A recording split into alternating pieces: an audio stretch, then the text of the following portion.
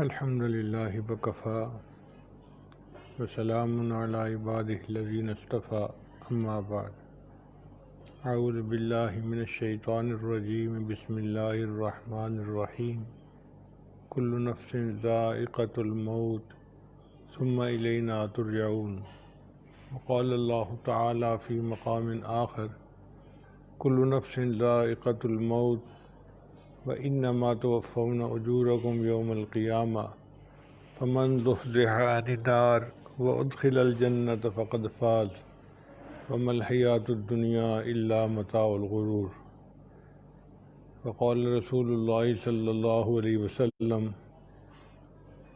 الدنیا سجن المؤمن وجنة الکافر سبحان ربک رب العزة عما یصفون وسلام علی المرسلین والحمد للہ رب العالمین اللہم صلی علی سیدنا محمد وعلی آل سیدنا محمد وبارک وسلم۔ انسانی زندگی ہوا میں رکھے ہوئے چراغ کی مانند ہے۔ اگر جوان آدمی چراغ شام ہے تو بوڑھا آدمی چراغ سحر ہے۔ جس طرح چراغ ایک جھونکے کا محتاج ہوتا ہے، انسانی زندگی بھی ایک پل کی محتاج ہوتی ہے۔ چنانچہ ایک لمحے میں انسان دنیا میں ہوتا ہے اور اگلے لمحے میں اس دنیا سے روانہ ہو چکا ہوتا ہے۔ اس لیے انسان کو چاہیے کہ اپنی موت کے لیے تیار رہے۔ کوئی نہیں جانتا کہ اس کو کب موت آئے گی۔ قرآن مجید کی ایک آیت میں واضح طور پر یہ بتایا گیا ہے کہ کوئی آدمی نہیں جانتا کہ اس کو کب موت آئے گی اور کس جگہ پر موت آئے گی۔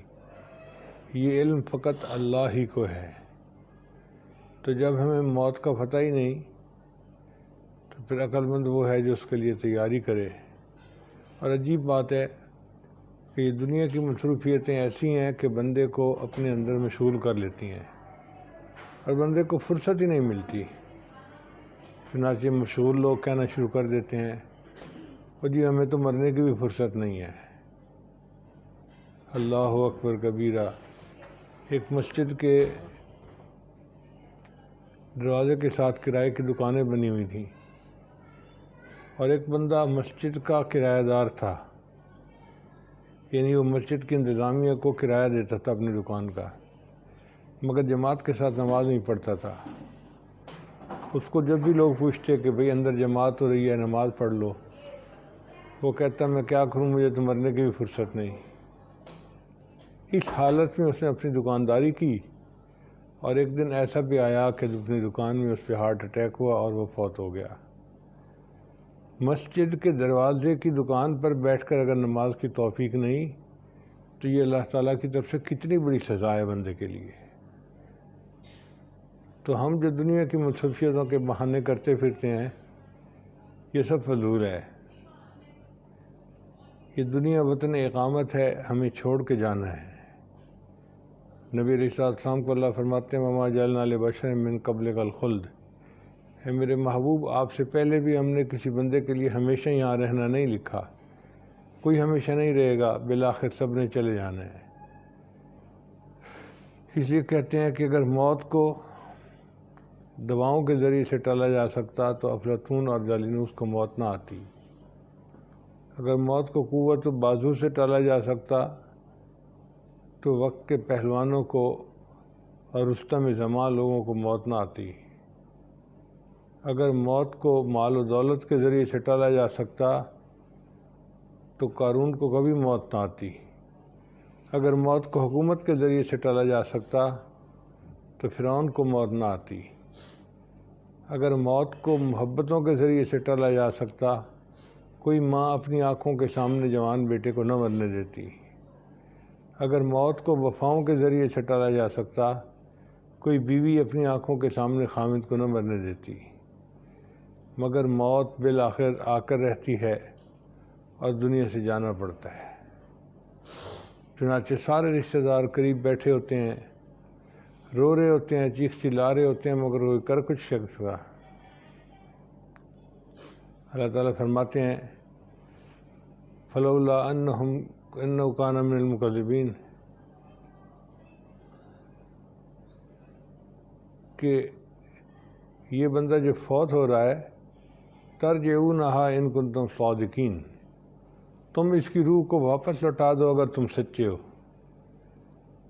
کوئی روح کو واپس تو نہیں لوٹا سکتا، جانے والا بالآخر سب کی آنکھوں کے سامنے چلا جاتا ہے، حتیٰ کہ ماں اپنی پاس ہوتی ہے، جوان بیٹا آخری سانس لے رہا ہوتا ہے، ماں رو رو کر کہتی ہے میرے بیٹے، میرے نور نظر، میرے لخت جگر تجھے کیا ہوا، بتا تو صحیح، میں تیرا علاج کرواؤں گی، میں تیری خاطر اپنا پورا مال خرچ کر دوں گی۔ بیوی پاس ہوتی ہے، روتی ہے کہ میرے سرتاج مجھے بتائیں آپ کو کیا ہوا، مگر وہ کر تو کچھ نہیں سکتی۔ بیٹی پاس ہوتی ہے، روتی ہے، ابو ابو ابو مجھ سے بات تو کریں، آپ مجھے کہاں چھوڑ کے جا رہے ہیں، مگر ابو کو تو اپنی پڑی ہوتی ہے، اس وقت تو بات کرنے کی حالت میں نہیں ہوتا، تو سارے رشتہ دار روتے رہ جاتے ہیں اور جانے والا بندہ بالآخر دنیا سے چلا جاتا ہے۔ کوئی آتا ہے کوئی جاتا ہے، محفل کا ہے رنگ وہی، کوئی آتا ہے کوئی جاتا ہے، محفل کا ہے رنگ وہی، ساقی کی نوازش جاری ہے، مہمان بدلتے رہتے ہیں۔ ہم سے پہلے ہمارے والد صاحب مہمان تھے، پھر بڑے بھائی، پھر ان کے دوست، ان کے دوست، ان کے دوست، اور آج اگر محلے میں کسی کی وفات کا اعلان ہوتا ہے تو ہم سن کے کہتے ہیں یہ تو ہمارا کلاس فیلو تھا، ہم بچپن میں کھیلتے تھے، ہمارا دوست تھا۔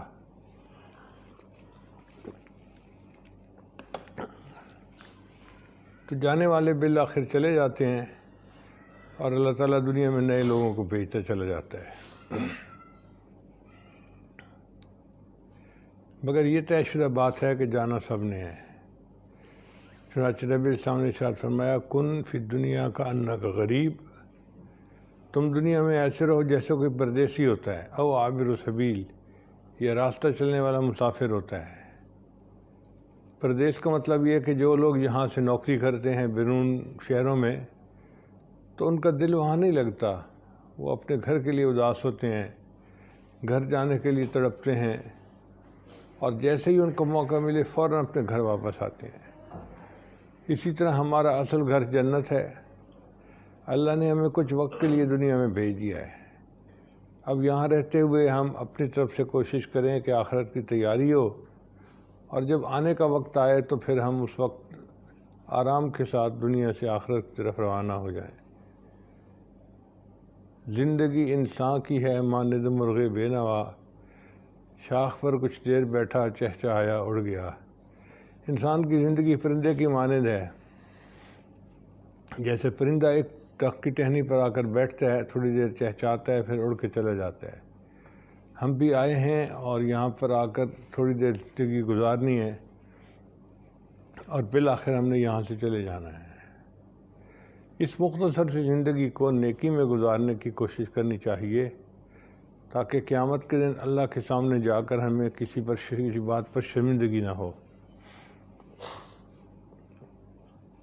حدیث پاک میں آتا ہے کہ 5 نعمتیں ہیں رزق کی۔ انسان کو اللہ تعالیٰ نے کھانا دیا، پینا دیا، پہننا دیا، مکان دیا، بیوی دی، سواری دی۔ تو یہ کھانا پینا، پہننا، گھر، بیوی اور سواری 5 نعمتیں ہوئیں۔ یہ 5 بنیادی نعمتیں ہیں۔ تو جو بندہ 5 وقت کی نمازیں اپنے وقت پہ ادا کرتا ہے، وہ گویا ان تمام نعمتوں کا شکر ادا کرنے والا ہوتا ہے۔ قیامت کے دن اللہ تعالیٰ اس کو اپنے شکر گزار بندوں میں شامل فرمائیں گے۔ کھانا پینا، سواری، مکان، بیوی اور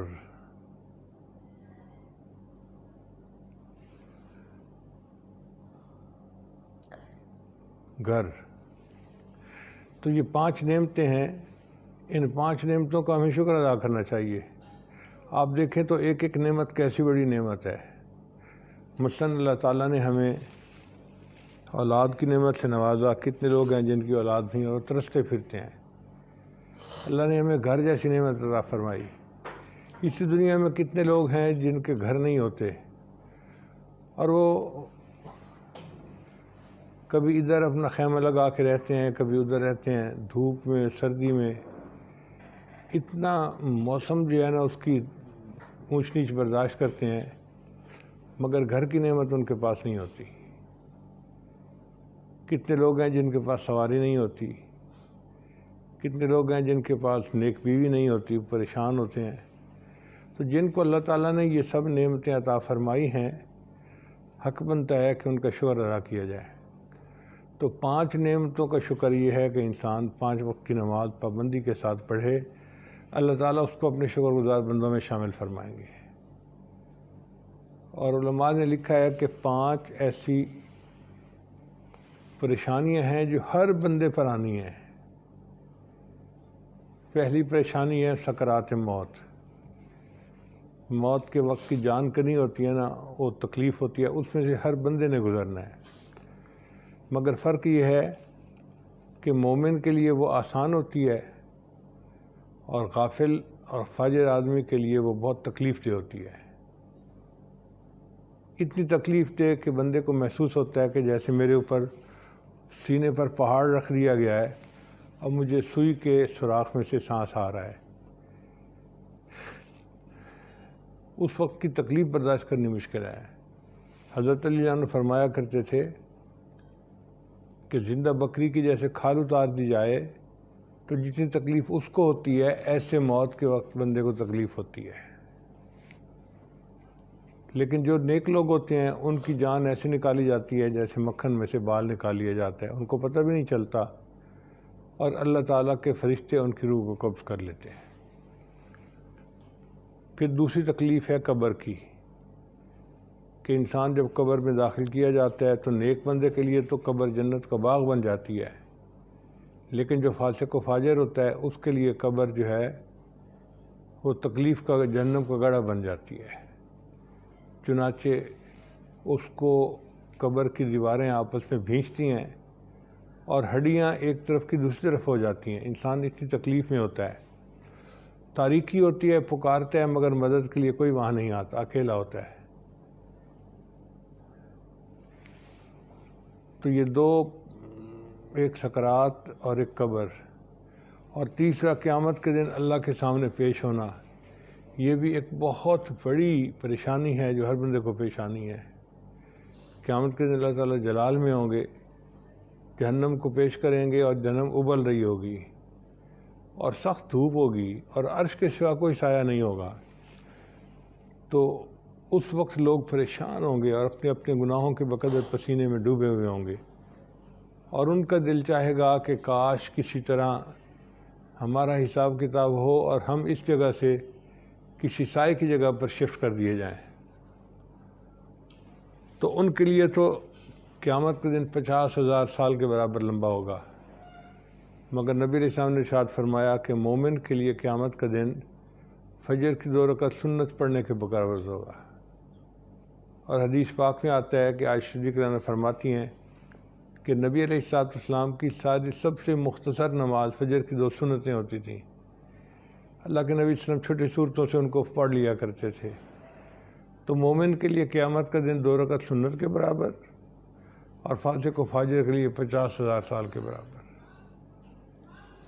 پھر چوتھی پریشانی جو ہر ایک کو پیش آنی ہے وہ ہوگی میزان کی، کہ میزان کے اوپر انسان کے اعمال کو تولا جائے گا، لیکن نام اعمال میں تو ان کا اندراج ہوتا ہے۔ قیامت کے دن اگر یہ سارے گناہ مخلوق کے سامنے کھلے تو سوچیں ہمیں کتنی شرمندگی ہوگی۔ انسان کہے گا یا ویلتنا ما لہذا الکتاب، ہائے میری کمبختی، یہ کیسی کتاب ہے، لا یغادر صغیرۃ ولا کبیرۃ الا احصاها، کوئی چھوٹا عمل ایسا نہیں، کوئی بڑا عمل ایسا نہیں جس کے اندر درج نہ کیا گیا ہو۔ ووجدوا ما عملوا حاضرا، جو انہوں نے دنیا میں کیا ہوگا اپنے سامنے حاضر پائیں گے۔ ولا یظلم ربک احدا، تیرا رب کسی کے اوپر ظلم نہیں کرے گا۔ تو قیامت کے دن یہ جو وزن اعمال ہے یہ بھی ایک بہت بڑی پریشانی ہے۔ جب تک بندہ اس سے نجات نہیں پالے گا اس کو ڈر لگا رہے گا، پریشان رہے گی، پتہ نہیں کیا ہوتا ہے۔ اور پانچویں پریشانی ہے صراط، پل صراط سے اوپر سے گزرنا۔ اللہ فرماتے ہیں وَإِن مِّنكُمْ إِلَّا وَارِدُهَا كَانَ عَلَىٰ رَبِّكَ حَتْمًا مَّقْضِيًّا، تم میں سے جو کوئی بھی ہے اس کو جہنم کے پل سے گزرنا ہے، یہ تیرے رب کے نزدیک حتمی اور فیصلہ شدہ بات ہے۔ ثُمَّ نُنَجِّي الَّذِينَ اتَّقَوْا، پھر جو متقی لوگ ہوں گے ان کو ہم اس سے نجات عطا فرما دیں گے۔ وَنَذَرُ الظَّالِمِينَ فِيهَا جِثِيًّا، اور جو گناہ گار ہوں گے ان کو اوندھے منہ ہم جہنم میں گرا دیں گے۔ اب ان 5 مصیبتوں سے ہم کیسے نجات پائیں؟ اس کا حل نبی علیہ السلام نے فرمایا کہ جو بندہ 5 نمازیں باقاعدگی کے ساتھ پڑھتا ہے، اللہ اس کو قیامت کے دن کی 5 مصیبتوں سے بچائیں گے۔ وہ 5 مصیبتیں یہ ہیں: سکرات کی مصیبت، قبر کی مصیبت، حشر کی مصیبت، وزن اعمال کی مصیبت اور پل صراط کی مصیبت۔ وہ بندہ ان 5 مصیبت مرحلوں سے آسانی کے ساتھ پاس ہو کر آگے چلا جائے گا اور اللہ تعالیٰ کی اس کے اوپر رحمت ہوگی۔ آج وقت ہے موت کی تیاری کرنے کا اور زندگی کو نیکی کی لائن پر گزارنے کا۔ انسان آخر غفلت کیوں کرتا ہے؟ دنیا کی لذتوں کے پیچھے، دنیا کی یعنی لذتیں اس کو اپنی طرف کھینچ لیتی ہیں اور وہ آخرت کو بھول جاتا ہے۔ ایسے سمجھتا ہے جیسے میں نے تو ہمیشہ ہی رہنا ہے۔ اکثر لوگوں کو ہم نے دیکھا ہے کہ قیامت کے دن کا تصور ان کے بارے میں ایسا ہے، ایک دن ہوگا، بڑی مشکل ہوگی، لوگ دھوپ میں ہوں گے، پسینے میں ہوں گے، اور کچھ لوگ ایسے ہوں گے جو عرش کے سائے کے نیچے ہوں گے، اور کچھ لوگ جنت میں چلے جائیں گے اور کچھ جہنم میں چلے جائیں گے، اور میں دیوار پہ بیٹھا تماشا دیکھ رہا ہوں گا۔ اپنے بارے میں کیفیت یہ ہوتی ہے کہ بس میں ان میں سے ایک نہیں ہوں گا۔ یہی دھوکہ ہے جو شیطان دیتا ہے، یہی دھوکہ ہے جو نفس دیتا ہے، اور انسان جس کی وجہ سے خود تیاری نہیں کرتا۔ ہمیں چاہیے کہ ہم آخرت کی تیاری کریں تاکہ جب اللہ کے حضور جانا ہو تو ہماری اس وقت کامیابی ہو اور وہ ہمارا خوشیوں کا دن ہو۔ چنانچہ ایک بزرگ تھے مالک ابن دینار رحمۃ اللہ علیہ، فوج میں سپاہی تھے، پیتے پلاتے بھی تھے۔ جب جوانی کا وقت آیا تو انہوں نے ایک بہت خوبصورت عورت سے شادی کی، اس سے اللہ نے ان کو ایک بہت خوبصورت بیٹی عطا کی۔ بچے ویسے بھی معصوم ہوتے ہیں اور اگر خوبصورت ہوں تو ان کی معصومیت کئی گنا بڑھ جاتی ہے۔ بچی ان کی گود میں بیٹھتی، ان سے بات چیت کرتی، یہ بچی سے بات چیت کرتے، حتیٰ کہ بچی کے ساتھ محبت میں گرفتار ہو گئے۔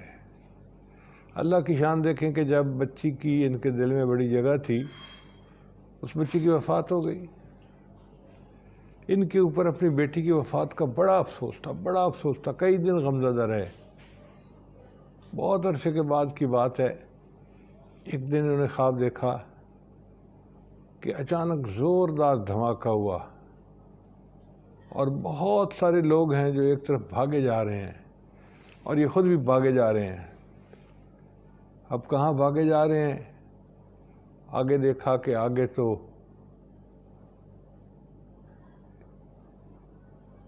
ایک جگہ ہے جہاں پر 2 راستے ہو جاتے ہیں، کچھ راستے جنت کی طرف جاتے ہیں اور کچھ راستے جہنم کی طرف۔ اب یہ وہاں پر پریشان کہ میں کہاں جاؤں۔ اتنے میں انہوں نے دیکھا کہ ایک اژدہا ہے، بڑا سانپ ان کے پیچھے بھاگ رہا ہے، تو یہ گھبرا کے بھاگے کہ اژدہا کہیں مجھے پکڑ نہ لے۔ اب جتنا یہ تیز بھاگتے اژدہا اتنا قریب ہوتا جاتا تھا۔ ایک ٹیلا نظر آیا تو یہ پریشانی میں ٹیلے کے اوپر چڑھ گئے، اژدہا بھی پیچھے پیچھے، حتیٰ کہ اژدہا ان کے بہت قریب آ گیا تو انہوں نے ٹیلے کے پیچھے ایک بندہ دیکھا جو بہت کمزور بوڑھا سا تھا۔ یہ اس کے پاس گئے اور اس کو کہا کہ دیکھو بھائی میرے پیچھے اژدہا پڑا ہوا ہے، مجھے بچاؤ۔ اس نے کہا میں ضرور بچاتا، میں کیا کروں، میں بہت کمزور ہوں اور اژدہا بہت موٹا ہے، میں کچھ کر نہیں سکتا۔ انہوں نے پوچھا کہ پھر میں کیا کروں؟ اس نے کہا میں اتنی ہیلپ کر سکتا ہوں کہ یہ سامنے بڑی بڑی عمارتیں ہیں نا، ان میں مسلمانوں کے چھوٹے چھوٹے بچوں کو رکھا گیا ہے اور وہ اپنے ماں باپ کی شفاعت کریں گے۔ اگر تمہارا کوئی چھوٹا بچہ فوت ہوا ہے نا تو وہ بھی یہاں ہوگا، تم جاؤ وہاں، ہو سکتا ہے تمہارے لیے کوئی آسانی ہو جائے۔ چنانچہ مالک ابن دینار نے اس مکان کی طرف بھاگنا شروع کر دیا۔ اژدھا ان کے پیچھے لگا ہوا تھا۔ اتنا اژدھا قریب آ گیا کہ قریب تھا کہ وہ اژدھا ان کو بائٹ ہی کر لیتا، کہ اتنے میں ایک آواز آئی، اے بچوں، تم میں سے کوئی ہے اس کی شفاعت کرنے والا؟ تو ہزاروں بچوں نے کھڑکیوں میں سے باہر کی طرف دیکھا۔ اس میں ایک بچی ان کی بھی تھی۔ اس نے جب دیکھا تو اس نے ابو ابو کہہ کے پکارا اور اپنے باپ کی طرف بھاگی۔ یہ اس کی طرف بھاگ رہے ہیں اور بچی ان کی طرف بھاگ رہی ہے۔ جب بچی ان کے قریب آئی، اس نے ہاتھ کا اشارہ کیا، اس کے ہاتھ سے ایسا نور نکلا کہ وہ اژدھا بھاگ گیا اور ان کو ذرا سکون آ گیا۔ انہوں نے بیٹی سے پوچھا کہ بیٹی یہ کیا معاملہ ہے؟ اس نے کہا ابو یہ اژدھا جو تھا یہ آپ کے گناہ تھے، اور راستے میں جو آپ کو بوڑھا آدمی ملے تھا وہ آپ کی نیکیاں تھیں۔ اگر آپ کی نیکیاں زیادہ ہوتیں تو آپ کا وہ آدمی جو تھا وہ نوجوان ہوتا اور وہ آپ کو اژدھے سے بچا لیتا، مگر بوڑھا آپ کو بچا تو نہیں سکا، لیکن اس نے کم از کم گائیڈ تو کر دیا نا کہ آپ ان مکانوں کی طرف جائیں۔ اب میں آپ کی شفاعت کرتی ہوں اللہ کے حضور، آپ اپنی زندگی کو نیکی پہ بنا لیں تاکہ اللہ تعالیٰ آخرت کی منزلوں کو آسان کر دے۔ ان کی آنکھ کھل گئی۔ یہ واقعہ بنا ان کے نیکی پر آنے کا۔ انہوں نے شراب بھی چھوڑ دی، برائی بھی چھوڑ دی، اور پھر مالک ابن دینار رحمۃ اللہ علیہ بہت بڑے بزرگوں میں سے بنے۔ کتابیں ان کے واقعات پڑھتے ہیں تو حیران ہو جاتے ہیں کہ کیسے اللہ نے دنیا سے ان کا دل ٹھنڈا کر دیا تھا اور وہ آخرت کی تیاری کے اندر لگ گئے تھے۔ چنانچہ انہی کا واقعہ ہے کہ ایک مرتبہ ایک کنیز تھی جو بہت خوبصورت تھی، بن سنور کر جا رہی تھی، کسی نواب کی کنیز تھی، اور اس کے ساتھ 5-7 اس کے نوکر خادم بھی تھے۔ تو مالک ابن دینار نے انہیں دیکھا تو قریب ہوا اور کہنے لگا کہ اے کنیز، کیا تجھے تیرا مالک بیچتا ہے؟ اس نے پوچھا کیوں؟ کہنے لگا اس لیے کہ ہو سکتا ہے کوئی تمہیں خرید لے۔ تو کنیز جو ہے وہ بڑی کہکہ لگا کے مسکرائی اور کہنے لگی دیکھو جی، ہمارے دیوانوں میں ایسے بھی بڈھے ہیں، منہ میں دانت نہیں، پیٹ میں ہاتھ نہیں، لیکن مجھے دیکھ کے یہ بھی اپنے بس میں نہیں رہا، تو اس کو اپنے ساتھ لے لو، اور جو ہمارے بادشاہ سلامت ہیں نا آقا، ان سے اس کو بھی ملائیں گے جا کے۔ چنانچہ ان غلاموں نے ساتھ لے لیا اور یہ فقیر آدمی ساتھ ساتھ چلتے رہے۔ جب وہ گئی تو اپنے آقا کو ملی اور بڑے ہنس کے اور اس نے ناز نخرے کے ساتھ بتایا کہ دیکھو، مجھے تو لوگ دیکھتے ہیں تو اپنے بس میں نہیں رہتے، اور آج ہمیں یہ بوڑھا ملا ہے، یہ بھی مجھے خریدنے کو تیار ہے۔ تو اس کا آقا بھی مسکرایا کہ اچھا، تم اتنی خوبصورت ہو۔ تو اس نے مالک ابن دینار کو اپنی طرف بلایا۔ یہ فقیر تھے، پھٹے ہوئے کپڑے تھے، بکھرے ہوئے بال تھے۔ قریب ہو گئے تو اس نے کہا کہ اڑے بوڑھے، تم اس پہ عاشق ہو گئے ہو، اس کے حسن و جمال پہ، کیا تم اس کو خریدنا چاہتے ہو؟ اس نے کہا جی ہاں، میں خریدنا چاہتا ہوں۔ اس نے کہا اس کی تو بہت قیمت ہے، لاکھوں دینار تمہیں دینے پڑیں گے تب میں تمہیں یہ کنیز دوں گا۔ اس نے کہا کہ جناب آپ نے اتنی قیمت کیوں رکھی ہے؟ کہتا ہے اس لیے کہ یہ خوبصورت بہت ہے۔ مالک ابن دینار نے جواب دیا کہ جناب اس کے اندر خرابیاں بھی بہت ہیں۔ پہلی خرابی تو یہ ہے کہ یہ حسن اس کا عارضی ہے، چند دن کی چاندنی پھر اندھیری رات، کچھ دن جوان ہے پھر اس کے چہرے پہ جھریاں پڑ جائیں گی، دیکھنے کے قابل بھی نہیں رہے گی۔ پھر دوسری بات کہ یہ صحت مند رہتی ہے تو پھر بیمار بھی ہو جاتی ہے۔ پھر تیسری بات کہ اگر چند دن نہائے نہیں تو اس کے جسم سے بو آنا شروع ہو جاتی ہے، اور پھر کھانے پینے کی بیت الخلاء کی ضرورت بھی اس کو لگی ہوئی ہے، اور یہ ایسی ہے کہ آج آپ کے پاس ہے، آپ کی وفات ہو گئی تو کل کسی اور کی گود میں بیٹھی ہوگی۔ ان نقائص کی وجہ سے اس کی قیمت میں بہت تھوڑی دے سکتا ہوں۔ ان کا کتنی قیمت؟ کہنے کا 2 خشک کھجور ہیں۔ تو مالک بڑا حیران ہوا کہ اچھا اتنی خوبصورت باندی کی قیمت 2 کھجور ہیں؟ اس نے کہا اس لیے کہ ایک عورت ہے جو مشک سے بنی ہوئی ہے، جو سراپا خوشبو ہے، خوبصورت ہے، اتنی خوبصورت کہ اگر مردے سے بات کرے تو مردہ زندہ ہو جائے، اگر اپنی انگلی آسمانی دنیا سے نیچے کر دے تو سورج کی روشنی ماند پڑ جائے، اگر سمندر کے اندر تھوک ڈال دے تو پورے سمندر کا پانی میٹھا ہو جائے۔ ایسی عورت جس کو موت کا بھی نہیں آئے گی، جو بیمار نہیں ہوتی، جس کے جسم سے بو کا تصور نہیں، وہ مجھے ایک خشک کھجور اللہ کے راستے میں خرچ کر دوں تو اس کے بدلے مل جاتی ہے۔ تو اگر ایک کھجور پر مجھے ایسی عورت ملتی ہے تو اس کی قیمت جو 2 کھجوریں بتائیں وہ بھی زیادہ بتائی ہیں، تھوڑی بتانی چاہیے تھی۔ اس بات پہ اس کا مالک جو تھا وہ بڑا حیران ہوا اور کہنے کا بات تو ٹھیک ہے، چلو میں دنیا سے کنارہ کشی کر کے اب آخرت کی زندگی گزارتا ہوں۔ کہتے ہیں کہ وہ عورت اور وہ مرد دونوں ان سے بیعت ہوئے اور اس کے بعد انہوں نے عبادت گزاروں جیسی پوری زندگی گزاری۔ تو حقیقت تو یہی ہے کہ دنیا میں جو کچھ ہے، جتنی چمک دمک ہو، بالآخر ایک دن چلے جانا ہے۔ گھر ہے تو ایک دن ہمیں چھوڑ جانا ہے، گاڑیاں ہیں تو ہمیں چھوڑنی پڑنی ہے، گھر والے ہیں تو ایک دن جدا ہو جائیں گے۔ اکیلا انسان دنیا سے جا رہا ہوگا، چارپائی کے اوپر میت پڑی ہوگی اور قبر کی طرف لے جایا جا رہا ہوگا۔ ایک بزرگ فرمایا کرتے تھے، موت برحق ہے، کفن کے ملنے میں شک ہے۔ موت برحق ہے، کفن کے ملنے میں شک ہے۔ ہم یہ نہیں جانتے کہ ہمیں کس حال میں موت آئے گی، کفن بھی ملے گا یا نہیں ملے گا۔ چنانچہ میں اکثر اپنے ایک واقعہ سنایا کرتا ہوں کہ سرگودے کے علاقے کا ایک آدمی تھا، وشنو نے اس کو قتل کر کے دریائے جہلم میں ڈال دیا۔ وہ دریا سے نہر کے اندر آ گیا، اس کی لاش بالکل پھول گئی تھی، مسخ ہو گئی تھی۔ جب لوگوں نے دیکھا تو پولیس والوں نے اس کو پکڑا، مگر پہچان ہی نہیں ہوتی تھی کہ یہ کون ہے۔ تو انہوں نے قریبی بستی کے جو مولانا تھے ان کو دے دی لاش کہ جی مسلمان ہے، آپ اس کو نہلائیں، کفنائیں اور دفن کر دیں۔ چنانچہ مولانا صاحب نے کہا کہ میں نہلا تو دیتا ہوں، کفن کے پیسے میرے پاس نہیں ہیں۔ تو نمبردار کہنے لگا کوئی بات نہیں، محلے مسجد میں اعلان کر دو۔ مسجد سے اعلان ہوا، لوگوں لوارث نعش ہے، کفن خریدنا ہے، کچھ پیسے دو۔ کوئی 5 روپے لایا، کوئی 10 روپے لایا۔ 2 گھنٹے اعلان کے بعد کفن کے پیسے پورے ہوئے اور پھر اس کو کفن دے کے اس کو جنازہ پڑھائی گئی اور اس کے بعد اس کو دفن کر دیا گیا۔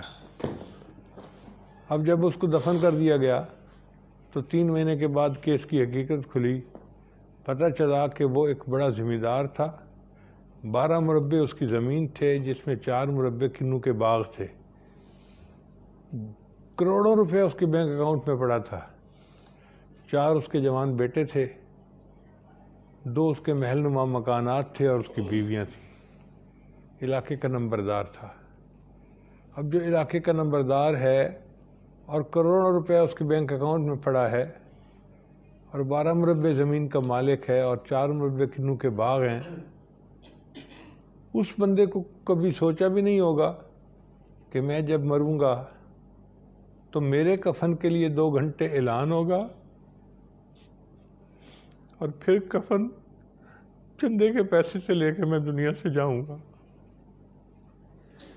اس لیے سچ کہا، موت برحق ہے، کفن کے ملنے میں شک ہے۔ جب ہمیں کچھ پتہ نہیں تو کیوں نہ ہم تیاری کریں تاکہ اللہ تعالیٰ کے دوستوں میں شامل ہوں اور موت کے وقت اللہ کی رحمت کی نظر ہو اور اللہ عزتوں کے ساتھ ہمیں اس دنیا سے اگلی دنیا کی طرف لے جائے اور اپنے مقبول بندوں میں اللہ ہمارا بھی شمار فرمائے۔ اس کو کہتے ہیں موت کی تیاری کرنا۔ چنانچہ ایک واقعہ کتاب میں لکھا ہے نا کہ ایک آدمی نے بہت خوبصورت مکان بنوایا، پھر اس نے کہا کہ لوگ آ کے دیکھیں اور اگر اس میں کوئی کمی ہے تو مجھے بتائیں۔ سب لوگوں نے دیکھا، انہوں نے کہا جی کوئی کمی نہیں، آپ نے تو ایسا بنوایا ہے کہ اس سے بہتر بنوا ہی نہیں سکتے تھے۔ ایک فقیر آدمی آیا اور آ کر کہنے لگا کہ بادشاہ سلامت، میں نے بھی آپ کا محل دیکھا ہے مگر اس میں مجھے 2 کمیاں نظر آئی ہیں۔ اس نے کہا کون سی؟ ایک کمی یہ کہ یہ محل ہمیشہ نہیں رہے گا، اور دوسری کمی یہ کہ آپ بھی ہمیشہ نہیں رہیں گے۔ یہ 2 کمیاں مجھے نظر آئی ہیں۔ تو واقعی بات ایسی ہے کہ یہ دنیا کی نعمتیں ہمیشہ نہیں رہیں گی، بالآخر چھن جائیں گی اور ہم دنیا سے چلے جائیں گے۔ چنانچہ پچھلے دنوں میں ہم دیکھیں کتنے اچھے اچھے ہمارے قریبی مہربان دنیا سے رخصت ہو گئے۔ آج کی خبر تھی کہ مفتی نعیمی صاحب جو کراچی کے جامعہ نعیمیہ کے پرنسپل تھے، ان کی بھی وفات ہو گئی، اور خانقاہ بہلیہ کے جو سجادہ نشین تھے مفتی مولانا عزیز احمد صاحب، ان کی بھی وفات ہو گئی۔ اور ہمارے بہت قریبی مہربان نصر اللہ کھمن صاحب جو MNA MPA بنتے رہتے ہیں اور بہت محبت کرتے ہیں، ان کے بھائی کی بھی چند دن پہلے وفات ہو گئی۔ یہ آج کا پروگرام بالخصوص انہوں نے کہا کہ آپ کریں اور ان کے لیے دعائے مغفرت کر دیں، تو چند باتیں میں نے کہی ہیں تاکہ ہمارا دل سے دنیا کی محبت کم ہو، آخرت کی طرف رجوع بڑھ جائے اور ہم اپنی آخرت کی تیاری کرنے والے بندوں میں شامل ہو جائیں۔ اللہ تعالی ہمارے گناہوں کو معاف فرمائے اور ہمیں اپنے بخشش کیے ہوئے گنہگار بندوں میں شامل فرمائے۔ وآخر دعوانا ان الحمد للہ رب العالمین۔ کچھ دیر کے لیے اول-آخر درود شریف، درمیان سورہ فاتحہ، آیت الکرسی، چاروں کل پڑھ لیں اور ایصال ثواب کر دیں سب کو، پھر دعا کر لیتے ہیں۔ اللہم صلی علی سیدنا محمد وعلی آل سیدنا محمد وبارک وسلم۔ الحمدللہ رب العالمین الرحمن الرحیم مالک یوم الدین، ایاک نعبد و ایاک نستعین، اہدنا الصراط المستقیم صراط الذین انعمت علیہم غیر المغضوب علیہم ولا الضالین۔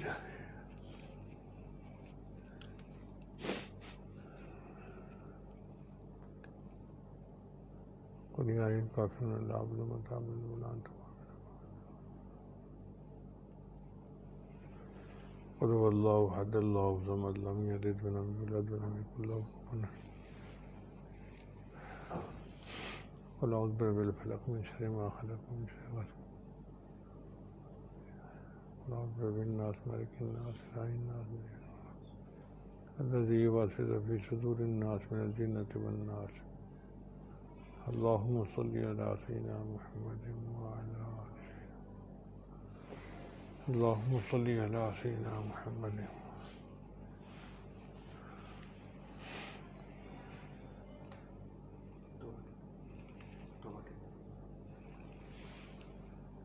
دعا سے پہلے توبہ کے کلمات بھی ہم پڑھ لیتے ہیں تاکہ ہماری دعائیں آسانی سے قبول ہو جائیں۔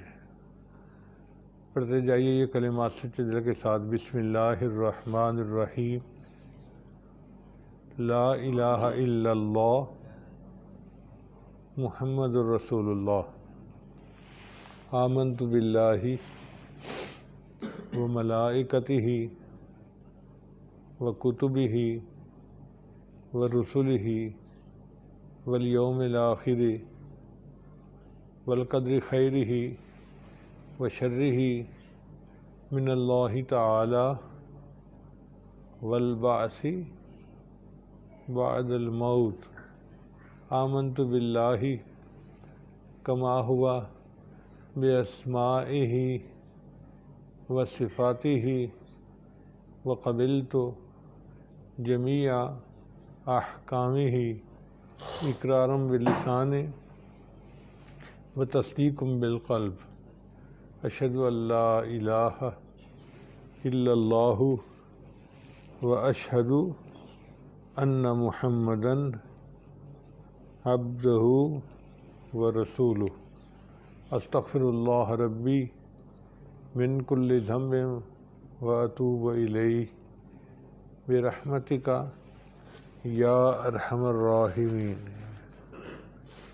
ان کلمات کو پڑھنے سے ہم تو بتائے ہو چکے ہیں، چند معمولات ہیں جن کو باقاعدگی سے کریں گے اللہ تعالیٰ دل کو منور کریں گے۔ ان میں پہلا عمل ہے 100 مرتبہ استغفار صبح شام پڑھنا، دوسرا عمل ہے 100 مرتبہ درود شریف صبح شام پڑھنا، تیسرا عمل ہے قرآن مجید کی تلاوت روزانہ کرنا، چوتھا عمل ہے کہ ہر وقت دل میں اللہ کو یاد کرنا، اور پانچواں عمل یہ ہے کہ 15-20 منٹ صبح اور شام مراقبہ کرنا۔ مراقبہ بہت اعلیٰ عبادت ہے۔ اللہ کی طرف لو لگا کے بیٹھ جائیں اور یہ سوچیں کہ اللہ کی رحمت آ رہی ہے، میرے دل میں سما رہی ہے، دل کی ظلمت اور سیاہی دور ہو رہی ہے، اور میرا دل اللہ اللہ اللہ، یہ میرا دل اللہ اللہ بول رہا ہے اور میں سن رہا ہوں۔ انشاءاللہ 10-15 منٹ کا مراقبہ دل میں اللہ کی محبت کو بڑھائے گا اور آپ خود اس مراقبے کی افادیت کو محسوس کریں گے۔ تھوڑی دیر کے لیے مراقبہ کر لیجئے، آنکھوں کو بند کر لیجئے، سر کو جھکا لیجئے، دنیا اور جو کچھ دنیا میں ہے اس سے ہٹ کٹ کے اللہ کی یاد میں ڈوب جائیے۔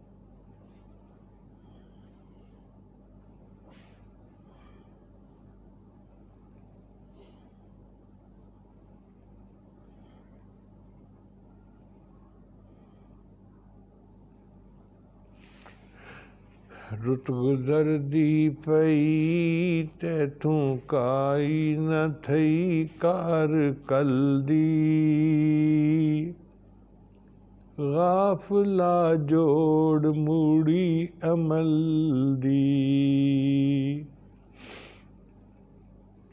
رت گزر دی پئی تیتھوں کائی نہ تھئی کار کل دی، غافلا جوڑ موڑی عمل دی۔ ماں پیو پتراں تو حسن بیزارے، کم نہ آسن اتھاں اج دے یارے۔ ماں پیو پتراں تو حسن بیزارے، کم نہ آسن اتھاں اج دے یارے۔ سڈ مرے سی کھڑا کوئی نہ دے سی بھرا او دی ولدی، غافلا جوڑ موڑی عمل دی۔ کئی شہنشاہ اتھاں رل دے حسن، کئی غریباں دے ملعوں دے پوسن۔ کئی شہنشاہ اتھاں رل دے حسن، کئی غریباں دے ملعوں دے پوسن۔ اوے حسن بری گل کرے سی نبی جیندے ولدی، غافلا جوڑ موڑی عمل دی۔ رت گزر دی پئی تیتھوں کائی نہ تھئی کار کل دی، غافلا جوڑ موڑی عمل دی وقت ہی رٹھڑے رب نو منا گھن مصطفیٰ نال آونج بنا گھن وقت ہی رٹھڑے رب نو منا گھن مصطفیٰ نال آونج بنا گھن اج تو کر ابتدا ویکھی روزے جزا ریت پلدی غافلا جوڑ موڑی عمل دی رت گزر دی پئی تیتھوں کائی نہ تھئی کار کل دی غافلا جوڑ موڑی عمل دی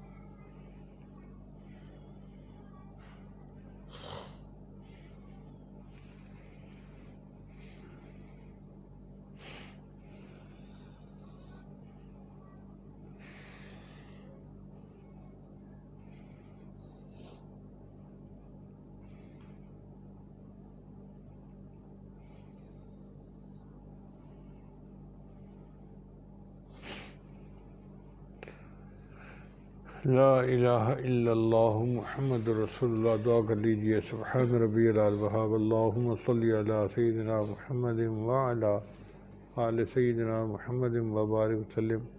اے رب کریم، ہم آپ کے عاجز مسکین بندے ہیں، ہمارے گناہوں کو معاف فرما، خطاؤں سے درگزر فرما، عیبوں کی پردہ پوشی فرما.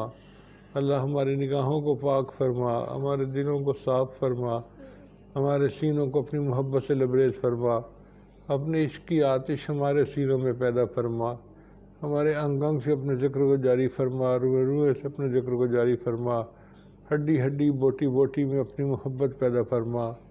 پروردگار عالم، دنیا کی محبت ہمارے دلوں سے دور فرما، اپنی محبت سے ہمارے دلوں کو لبریز فرما. اللہ ہمیں آخرت کی تیاری کا فکر عطا فرما. پروردگار عالم، ہمیں گناہوں سے بچنے کے لیے اپنا خوف عطا فرما، نیکی بھاگ بھاگ کر کرنے کے لیے اپنا شوق عطا فرما. ہم پر رحمت کی نظر فرما، آنے والے وقت کو گزرے وقت سے بہتر فرما، آنے والی زندگی کو گزری ہوئی زندگی کا کفارہ بنا. ہماری ان دعاؤں کو اپنی رحمت سے قبول فرما. پروردگار عالم، اس کرونا وائرس کی بیماری کو ختم فرما. جو بیمار ہیں ان کو شفا عطا فرما، اور جو صحت مند ہیں ان کو بیماری سے اللہ محفوظ فرما. پروردگار عالم، ہمارے ملک کے اقتصادی حالات کو اچھا فرما. یہ ملک بحرانوں کا شکار ہے، اس کے بحران ختم فرما. وقت کے حکمرانوں کو اچھے مناسب فیصلے کرنے کی توفیق عطا فرما. جو ہمارے دشمن ہیں اللہ ان کو ہدایت عطا فرما، اور جن کی قسمت میں ہدایت نہیں ان کو چن چن کے دفع دور فرما. ہمیں اپنے گھر کا بار بار دیدار عطا فرما. اپنے نبی صلی اللہ علیہ وسلم کے در کی قبولیت والی حاضری بار بار نصیب فرما. اعلیٰ مدارس عربیہ کی حفاظت فرما. دعوت و تبلیغ کے کام کی حفاظت فرما. جہاں لال ہوتی ہے ان خانقاہوں کی حفاظت فرما. اقامت دین کی کوششوں کی حفاظت فرما.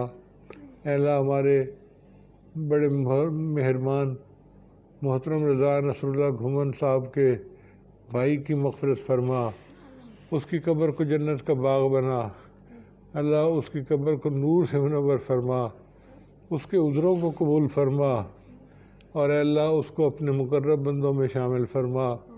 جو پسماندگان ہیں اللہ ان کو صبر جمیل عطا فرما، جتنے بھی رشتہ دار ہیں باقی اللہ ان کو وقت سے پہلے اپنی موت کی تیاری کی توفیق عطا فرما، نیکی پر زندگی گزارنے کی توفیق عطا فرما، اس کمینی دنیا کی محبت سے اللہ ہمیں محفوظ فرما، نفس اور شیطان کے مکر و فریب سے محفوظ فرما، اور اللہ ہمیں اپنی محبت والی سچی زندگی نصیب فرما، نیکی تقوی والی سچی زندگی نصیب فرما، ہماری ان دعاؤں کو اپنی رحمت سے قبول فرما۔ اے اللہ جو مانگا وہ بھی عطا فرما، جو مانگنا چاہیے تھا نہیں مانگ سکے وہ بھی عطا فرما۔ اے اللہ جو علماء صلحاء آج کے دنوں میں جلدی جلدی دنیا سے رخصت ہو رہے ہیں، اللہ ان سب کی بخشش فرما، سب کو اپنے قرب کے اعلیٰ ترین درجات عطا فرما، اور جو لوگ باقی ہیں اللہ ان کا سایہ ہمارے سروں پر دراز فرما، اور ہمیں ان کے فیض سے فیض یاب ہونے کی توفیق عطا فرما۔ ربنا تقبل منا انک انت السمیع العلیم، تب علینا انک انت التواب الرحیم۔ صلی اللہ تعالی علی حبیبہ سیدنا محمد وآلہ واصحابہ اجمعین برحمتک یا ارحم الراحمین۔